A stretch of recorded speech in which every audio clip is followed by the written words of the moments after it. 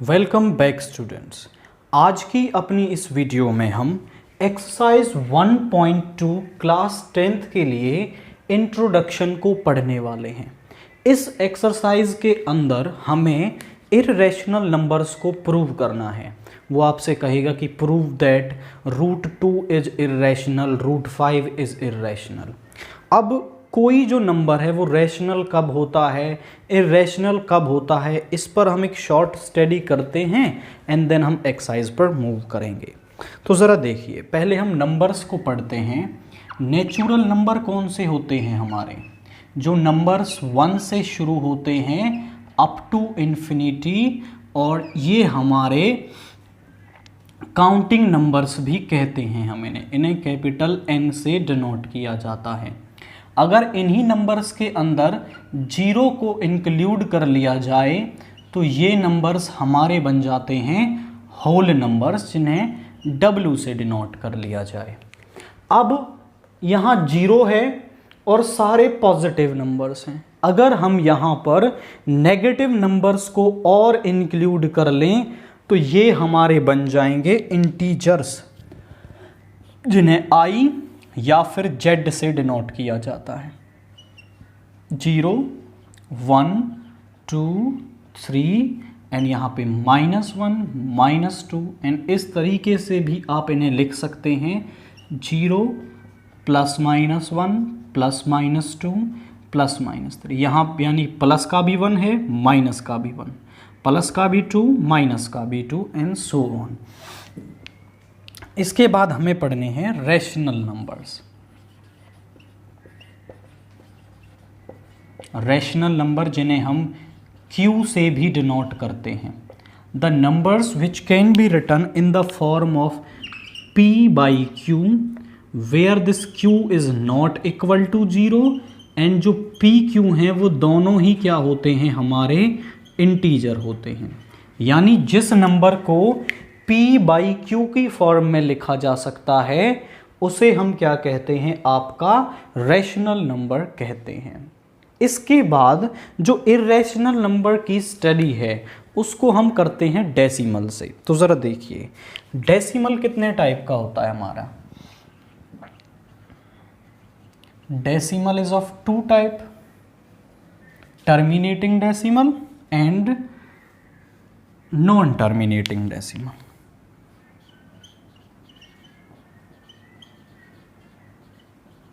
and second one is non-terminating। अब terminating decimal जैसे हम आपसे कहें 0.59, अब आपसे कहा जाए कि ये रैशनल है या फिर इर्रेशनल, तो आप बोलें सर यहाँ पॉइंट के बाद 2 0 प्रेजेंट हैं तो नीचे 2 जीरोज आ जाएंगी और ये आप देखो तो P/Q की फॉर्म में कन्वर्ट हो गया। मतलब पॉइंट के बाद जो टर्मिनेट डिवीजन है वो टर्मिनेट हो जाए, यानी चाहे डिजिट कितनी भी आ जाएं बट रुक जाएं। जैसे 1000 डिजिट आ गई तो नीचे हम 1000 जीरोज लगाएंगे और वो P/Q की फॉर्म में कन्वर्ट हो जाएगा। तो हमेशा जो आपके ये टर्मिनेटिंग डेसिमल्स हैं वो हमेशा क्या होते हैं, रैशनल होते हैं। तो इनमें तो कोई डाउट ही नहीं है कि जो टर्मिनेटिंग डेसिमल एक्सपेंशन बनाएगा वो आपका रैशनल होगा। इसके बाद non terminating is of 2 types. पहला आता है non terminating repeating and second one is non terminating non repeating. अब जरा इनको सुने, इसके अंदर क्या होता है।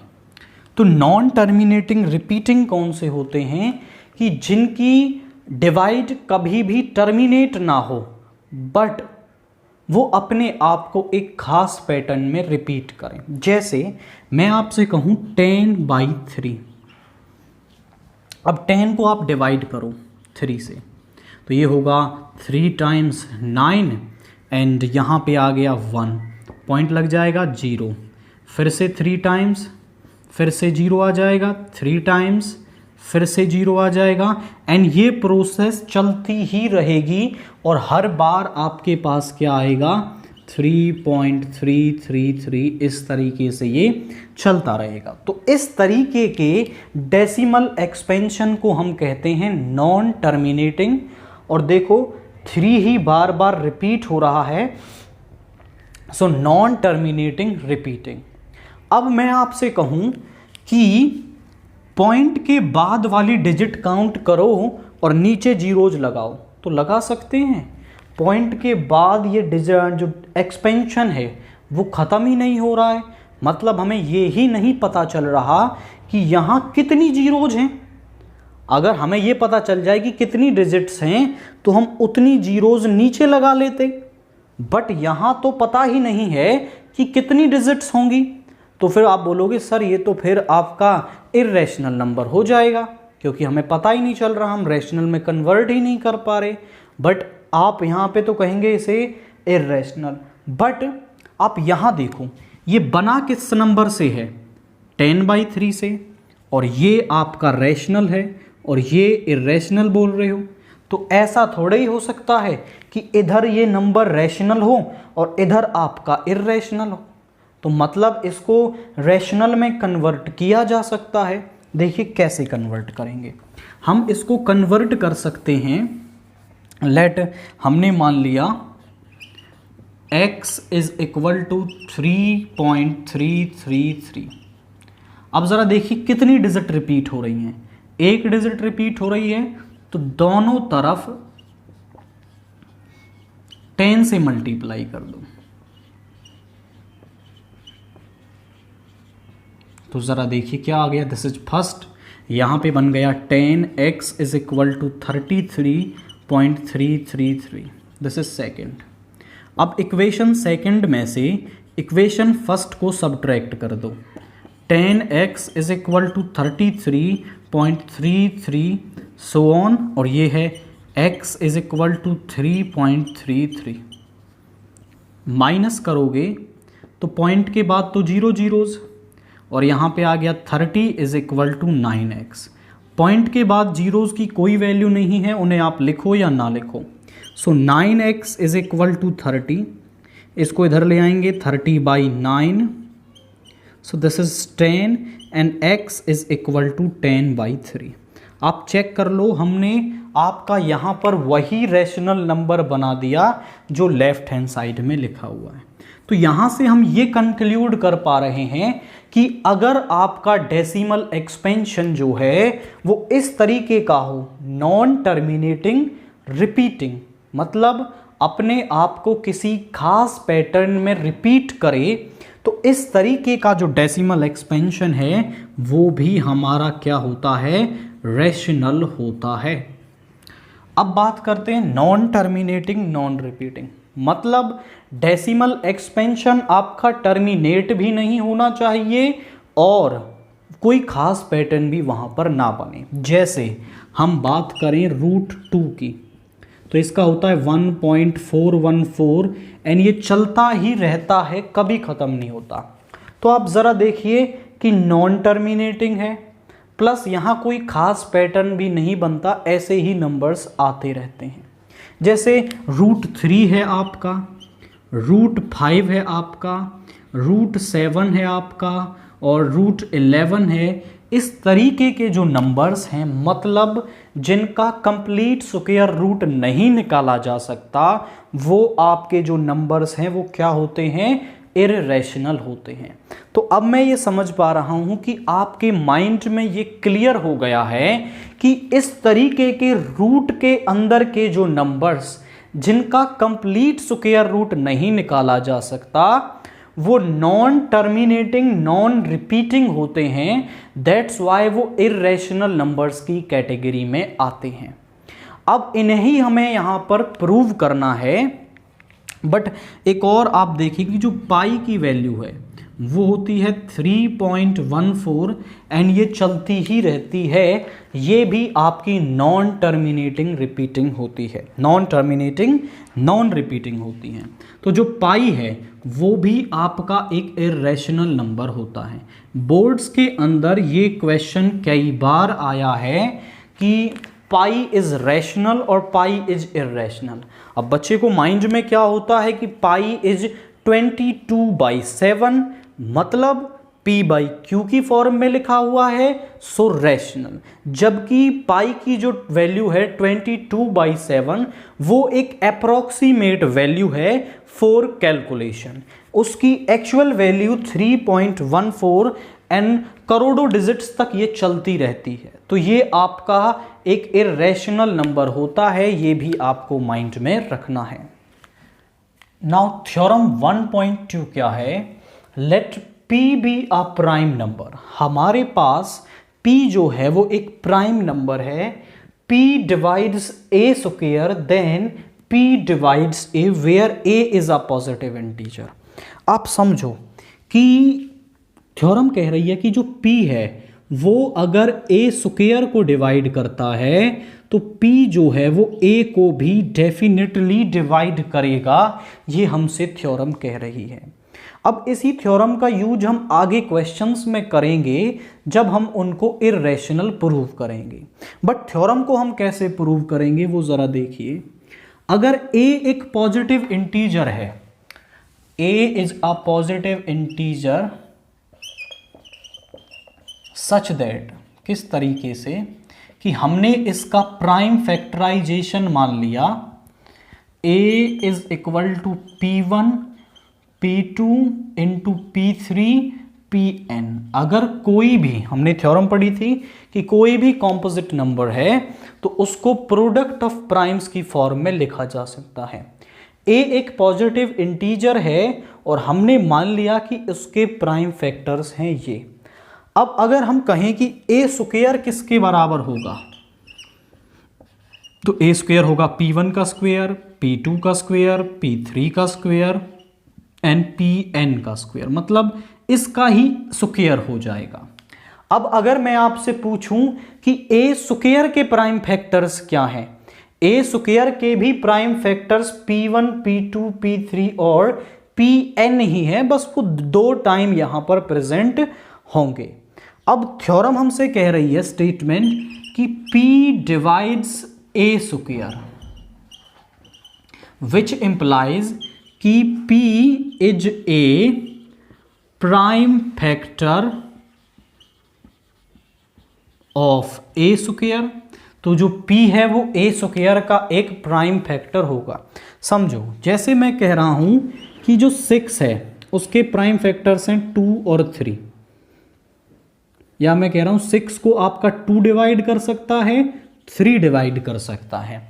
और जब आप 6 का प्राइम फैक्टराइजेशन करेंगे तो यहां पर वो होता है 2 इंटू 3, यानी जो नंबर उसको डिवाइड कर रहा है वो उसके एक प्राइम फैक्टराइजेशन में प्रेजेंट होगा। अगर जो p है वो a स्क्वायर को डिवाइड कर रहा है तो p a स्क्वायर का एक प्राइम फैक्टराइजेशन होगा। बट जो a स्क्वायर का प्राइम फैक्टराइजेशन है वो है हमारे पास p1 p2 p3 का स्क्वायर pn। तो हम यहां ये कहेंगे कि ये इसके प्राइम फैक्टर्स हैं, तो जो p है वो इनमें से ही कोई एक होगा। तो यहां पे आप लिखोगे which implies p is any one of p1 p2 dash dash dash pn। मतलब जो p है वो आपका इनमें से ही कोई एक वैल्यू आपके पास होगी, तभी तो वो a स्क्वायर को डिवाइड करेगा जब वो उसके प्राइम फैक्टर्स में होगा। तो यहां पर आप कह सकते हैं विच इंप्लाइज कि जो a है वो किसके बराबर आ गया, p1 p2 pn p। अगर जो p है वो a स्क्वायर के प्राइम फैक्टर्स में आ रहा है तो वो a के में भी आएगा। आप पूछें सर क्यों? क्योंकि जो a स्क्वायर के प्राइम फैक्टर्स हैं वो ए के ही प्राइम फैक्टर्स हैं। अगर यहां पे कोई प्राइम फैक्टर है तो वो ए के अंदर भी होगा। तो अगर ए के अंदर पी है प्राइम फैक्टर्स में, तो आप कह सकते हो विच इंप्लाइज पी डिवाइड्स ए। तो जो P है वो A को डिवाइड करेगा, ये हम कह सकते हैं। इस तरीके से आप थ्योरम को प्रूव करेंगे। अब इसके बाद आप कह सकते हो कि इसका नेक्स्ट एग्जाम्पल या फिर उसे थ्योरम 1.3 करके दिया हुआ है, और क्या कह रही है वो, prove that root 2 is irrational. हमें ये प्रूव करना है कि ये इररेशनल है। अब ये तो हमारे माइंड में आ गया कि रूट 2 जो है वो non terminating non repeating type का है, तो ये इररेशनल तो होगा। अब यहां इसको इररेशनल प्रूव कैसे करेंगे? अब प्रूव करने के लिए यहां जो हम मेथड अडॉप्ट कर रहे हैं वो है method of contradiction. Method of contradiction क्या होता है कि वहां पहले हम, जैसे प्रूव इररेशनल करना है तो रैशनल मान लेंगे। अब जब हम उसे रैशनल मानेंगे तो अंदर से कुछ ऐसा रिजल्ट निकलेगा, अंदर से कुछ ऐसा रिजल्ट निकलेगा जो गलत होगा। फिर हम ये बोलेंगे कि ये जो अंदर से गलत रिजल्ट निकल रहा है वो हमारे गलत मानने की वजह से निकल रहा है, और फिर हम अपनी गलती मानेंगे और ये बोलेंगे कि हमने गलत माना है और ये रैशनल ना हो करके इररेशनल होगा। तो कैसे करेंगे जरा देखिए। हम यहां मान लेंगे लेट रूट 2 इज रैशनल। हमने मान लिया रूट 2 जो है वो रैशनल है। सो अगर रूट 2 रैशनल है तो इसको P बाई Q की फॉर्म में भी लिखा जा सकता है। हमने इसको P बाई Q की फॉर्म में लिख दिया। और जो ये A और B हैं हम इस तरीके से मान रहे हैं, where A and B are coprime. जो A और B हैं हमारे वो क्या हैं, वो को प्राइम है। यहां पर मतलब A और B का कोई कॉमन फैक्टर नहीं है या फिर उनका HCF 1 है। अब देखिए कैसे करेंगे, इसको इधर ले जाइए। So A is equal to root 2B square. अब यहां पे कर लो आप स्क्वेयरिंग ऑन बोथ साइड।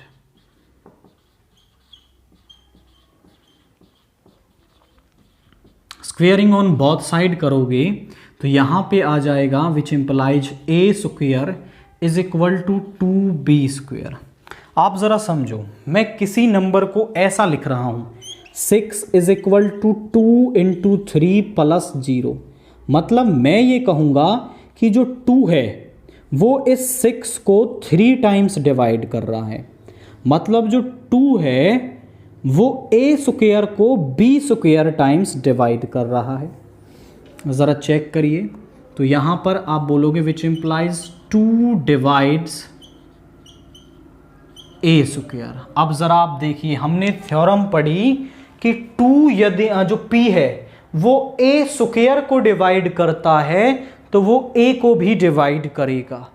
तो मतलब हम यहां पर कह सकते हैं कि 2 अगर A स्क्वेयर को डिवाइड कर रहा है तो 2 इस A को भी डिवाइड करेगा, कि 2 डिवाइड्स A। अब अगर 2A को डिवाइड कर रहा है तो मैं मान लेता हूं A को, ये जो 2 है सम C टाइम डिवाइड कर रहा है, क्योंकि हम ऐसा लिख सकते हैं ना, dividend is equal to divisor into quotient plus remainder. So this is quotient divisor plus remainder. So which implies A is equal to 2C। इसको नाम दो फर्स्ट। सो यहां से आ गया putting A is equal to 2C in first. हम इसको first में पुट कर देंगे, यानी यहां पर। तो जरा देखिए क्या होगा, यहां पे हो जाएगा 2C का square is equal to 2B square, और यहां से आ गया क्या आ गया, ये 4C square is equal to 2b square, 2 से 2 टाइम्स डिवाइड हो गया, यानी आप यहाँ से लिख सकते हो कि b square is equal to 2c square. अब ज़रा आप देखो कि यहाँ से क्या कह रहे हैं कि जो 2 है वो b स्क्वायर को डिवाइड कर रहा है c स्क्वायर टाइम्स। मतलब तो यही है कि b स्क्वायर को हम 2 इंटू सी स्क्वायर लिख पा रहे हैं, मतलब जो 2 है वो b स्क्वायर को डिवाइड कर रहा है।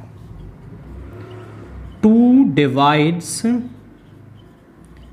b स्क्वायर, अगर 2 b स्क्वायर को डिवाइड करता है तो 2b को भी डिवाइड करेगा। आप देखो हमने a और b को क्या माना था, a और b को हमने माना था कोप्राइम, बट आप ध्यान से देखो तो जो 2 है वो b को भी डिवाइड कर रहा है और 2 जो है वो आपका a को भी डिवाइड कर रहा है। मतलब जो 2 है वो इन दोनों का क्या आ रहा है, आपका कॉमन फैक्टर आ रहा है। अब समझो, मे बी आपको समझ ना आया हो, जैसे मैं 6 को लिखता हूँ 2 इंटू 3 और यहाँ पे लिखता हूँ 4 को 2 इंटू 2, मतलब 2 6 को भी डिवाइड करता है और 2 जो है वो 4 को भी डिवाइड करता है। तो ये जो दो नंबर्स हैं वो कोप्राइम नहीं है, इनका HCF 2 आ जाएगा, यानी 2 इनका एक कॉमन फैक्टर है।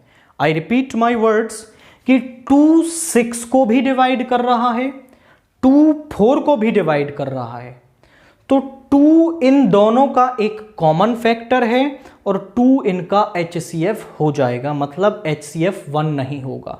तो यहां पर आप लिखोगे which implies 2 is a common factor of A and B। तो यहां से हम ये रिजल्ट निकाल पा रहे हैं कि जो 2 है वो A और B का क्या है, एक कॉमन फैक्टर है। बट हमने तो माना था कि A और B जो है वो कोप्राइम है, तो ये तो एक गलत बात अंदर से निकल के आ रही है। तो हम बोलेंगे कि विच इंप्लाइज 2, यहां पे हम बोलेंगे सो this is a contradiction, this is a contradiction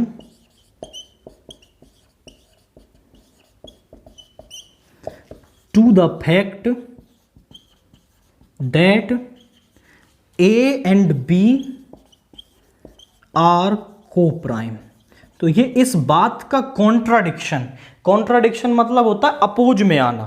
तो ये जो बात है इस बात के ही अपोज में आ रही है कि A और B जो है वो कोप्राइम है। अब ये गलती निकल के आ रही है, अब हम ये मान लेंगे कि ये गलती हमारे गलत मानने की वजह से आ रही है। तो हम बोलेंगे this contradiction have arisen due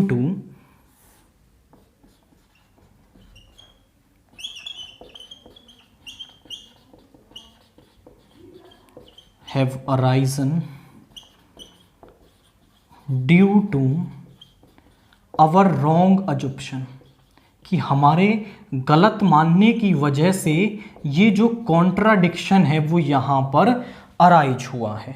हमने मान लिया कि ये हमारे गलत मानने की वजह से आया है, so our assumption is wrong, our assumption is wrong. तो हमारा अजम्पशन रॉन्ग है, सो हैंस √2 इज इर्रेशनल। हमने क्या माना था उसको, इर्रेशनल, तो रैशनल माना था, तो अब वो क्या हो जाएगा, इर्रेशनल मान जाएगा, क्योंकि हमने कह दिया कि जो हमने जो बात मानी है वो गलत है। अब हमने जो मानी है वो गलत है, तो उसके अलावा जो दूसरी है वो सही होगी, यानी √2 जो है वो यहां पर एक इर्रेशनल नंबर होगा। एग्जाम्पल 5 है प्रूव दैट √3 इज इर्रेशनल।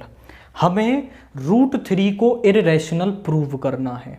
तो पहले हम ये मान लेंगे कि जो √3 है वो रैशनल है, फिर अंदर से कुछ गलत रिजल्ट निकालेंगे सेम √2 की तरह, और फिर हम ये बोल देंगे कि ये जो अंदर से गलत रिजल्ट आ रहा है वो हमारे गलत मानने की वजह से आ रहा है, और फिर √3 इर्रेशनल हो जाएगा। तो ज़रा देखिए कैसे हम बोलेंगे, late √3 is rational.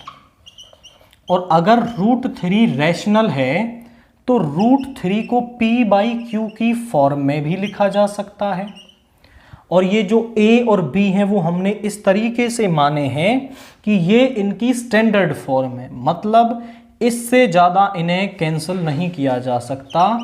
Where a and b are coprime, मतलब इनका कोई कॉमन फैक्टर a और b का नहीं है, या फिर इनका HCF जो है वो 1 है। तो ज़रा देखिए यहाँ पे इसको इधर ले आओ। So a is equal to √3b, squaring both side,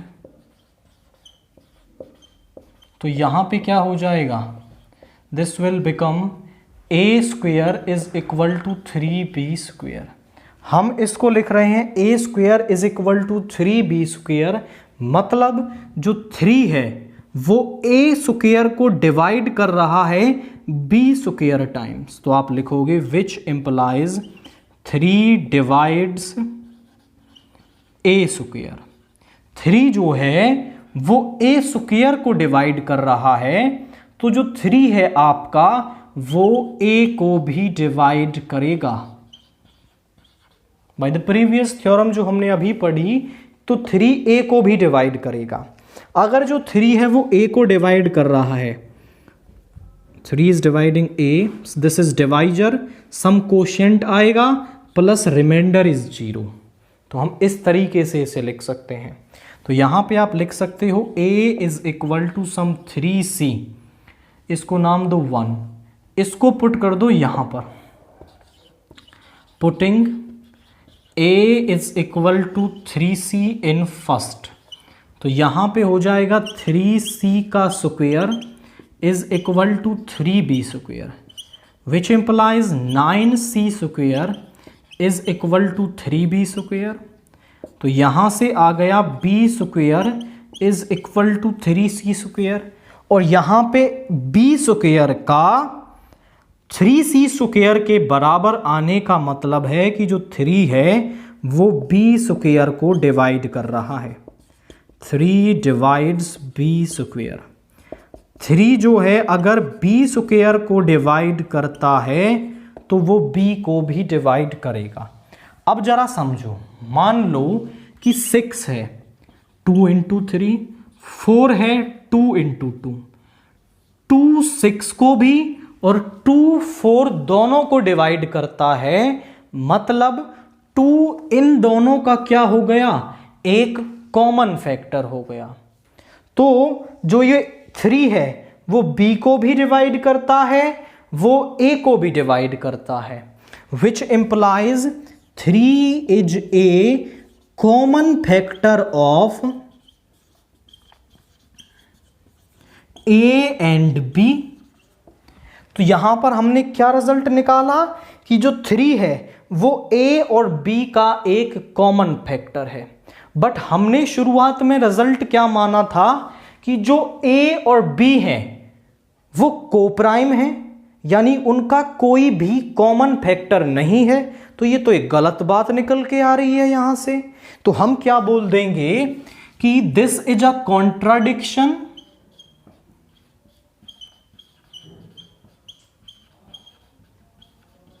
this is a contradiction to the fact that a and b are coprime,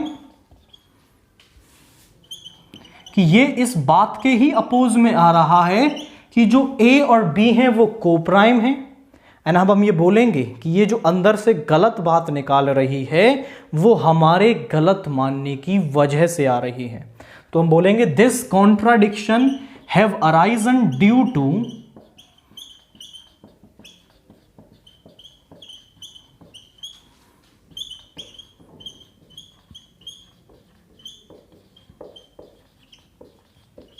to our wrong assumption, ये हमारे गलत मानने की वजह से जो कॉन्ट्राडिक्शन है वो आ रहा है। So our assumption is wrong. तो जो हमारा अजुप्शन है वो रॉन्ग है। अगर हमारा अजुप्शन रॉन्ग है तो मतलब रूट 3 रैशनल नहीं है। So hence root 3 is irrational. तो ये होता है मेथड ऑफ कॉन्ट्राडिक्शन कि पहले हम उसके अपोजिट वाली बात मान लेते हैं, फिर अंदर से कुछ गलत रिजल्ट निकालते हैं और फिर हम ये बोलते हैं कि ये जो अंदर से गलत रिजल्ट आ रहा है वो हमारे गलत मानने की वजह से आ रहा है, और फिर हम अपनी गलती मानते हैं और कह देते हैं कि रूट 3 जो है वो इररेशनल होगा। एग्जाम्पल 6 देखिए, show that 5 minus root 3 is irrational. हमें ये शो करना है कि 5 माइनस रूट 3 जो है वो इररेशनल है आपका।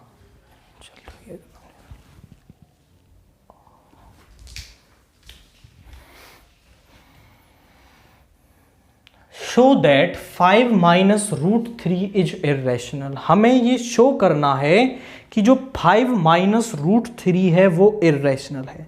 तो यहां पर भी हम सेम करेंगे, हम 5 माइनस रूट 3 को रैशनल मान लेंगे और फिर अंदर से कुछ गलत रिजल्ट निकालेंगे कि ये रैशनल नहीं है।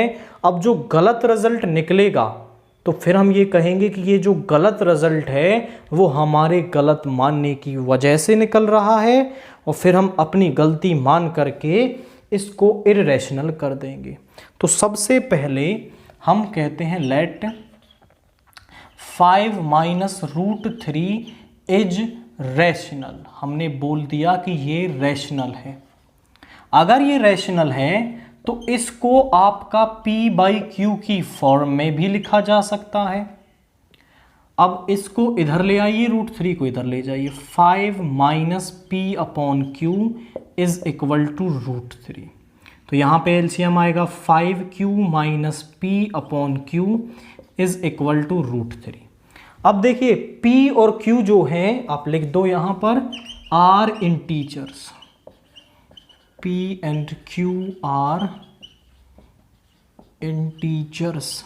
अब जरा देखिए कि जो p और q है वो इंटीजर्स हैं। इंटीजर्स की मल्टीप्लिकेशन हो रही है, नीचे भी इंटीजर, तो ये वाली जो टर्म है वो रैशनल नंबर बन गई। आप बोलोगे since p and q are integers so 5q minus p upon q is rational. तो अगर लेफ्ट हैंड साइड रैशनल है तो राइट हैंड साइड भी क्या होगी, रैशनल होगी। तो हम यहां से कहेंगे which implies root 3 is rational. But हमने अभी प्रूव किया कि जो रूट 3 है वो तो इररेशनल होता है।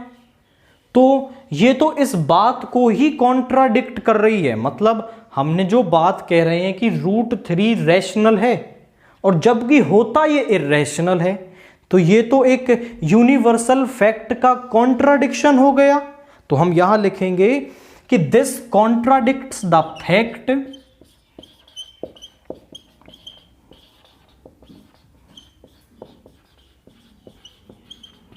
That 5 root 3 is irrational. तो ये इस बात के ही अपोज में है। अब हम ये बोलेंगे कि ये जो कॉन्ट्राडिक्शन है वो हमारे गलत मानने की वजह से आ रहा है। हम बोलेंगे दिस कॉन्ट्राडिक्शन हैव अराइजन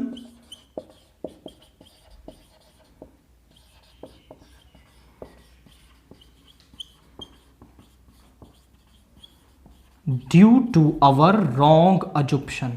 ये हमारे गलत मानने की वजह से आ रहा है।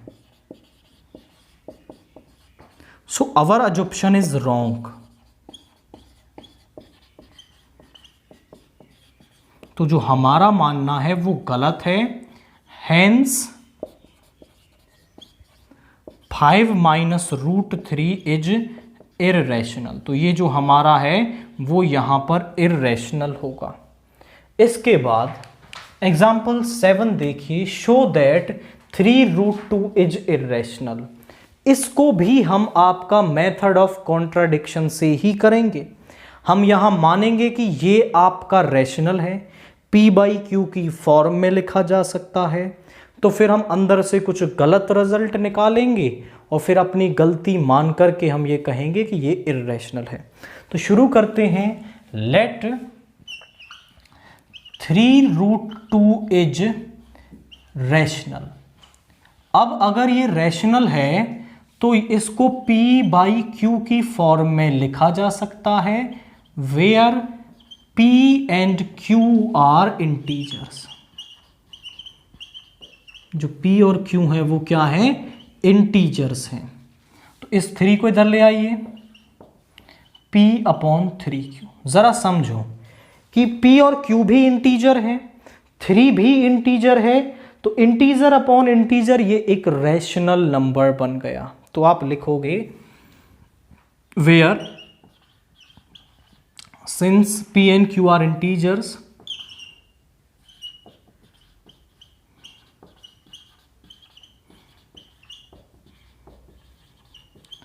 तो जो हमारा √2 है, सॉरी ये P/3Q है, इज क्या हो गया, रैशनल हो गया। अब अगर हमारी राइट हैंड साइड जो है वो रैशनल है तो लेफ्ट हैंड साइड भी जो है वो रैशनल होगी।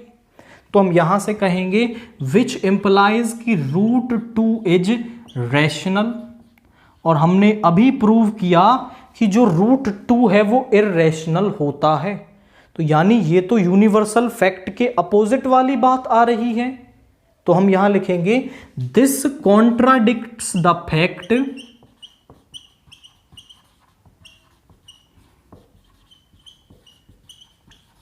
That √2 is irrational. तो ये इस बात के अपोजिट आ गई। अब हम ये बोलेंगे कि ये जो कॉन्ट्राडिक्शन है वो हमारे गलत मानने की वजह से आ रहा है। हम बोलेंगे this contradiction have arisen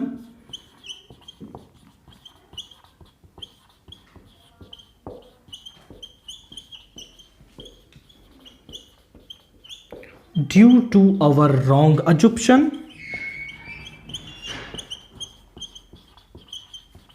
so our assumption is wrong।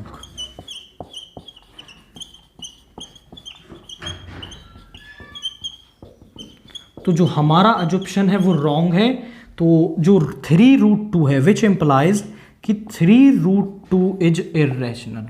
तो हमने ये यहां पर जो भी क्वेश्चन किए वो आपके मेथड ऑफ कॉन्ट्राडिक्शन से किए। पहले हम उसके अपोजिट रिजल्ट मानते हैं, अंदर से कुछ गलत रिजल्ट निकालते हैं और फिर हम ये बोलते हैं कि ये जो गलत रिजल्ट है वो हमारे गलत मानने की वजह से आया है और फिर हम अपनी गलती मान करके क्वेश्चन को प्रूव कर देते हैं।